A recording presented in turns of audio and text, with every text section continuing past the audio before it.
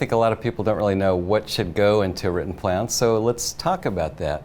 So I think number one is to reflect on your personal goals, and that sounds like kind of a vague concept, but let me tell you what that means. That means, when do you want to retire? What kind of lifestyle in retirement? What do you think your life expectancy is based upon your health and based upon your family's health?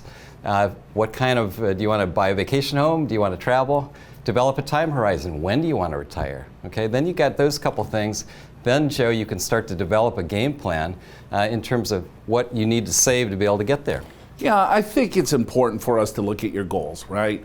Because we could talk strategy all day long. We could talk about what you should do and how you should invest your money, what tax strategies are important to make sure that you can mitigate the tax burden. But if there's no goal, right, you're probably not going to take action to begin with. So it's just writing things down. It could be on a napkin. Here, this is what I want to accomplish. This is what it's going to look like. Once you write that down, pen to paper, you're much more apt to accomplish it. Harvard studies have done this. It's like, if I just think, yeah, I want to retire someday.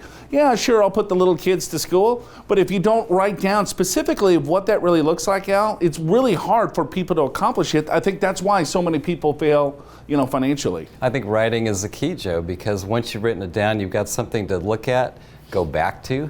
Once you figure out your goals, and that really is step one, and you figure out how much you need to save to get there, okay, then we've got something. Now you can start going back to investing. How are you going to invest to achieve that goals? How are you going, and then once you have that, monitoring your plan, making sure you're on track, making course corrections. Sometimes you may have to save a little bit more because you got a little bit behind, kids in college or whatever it may be.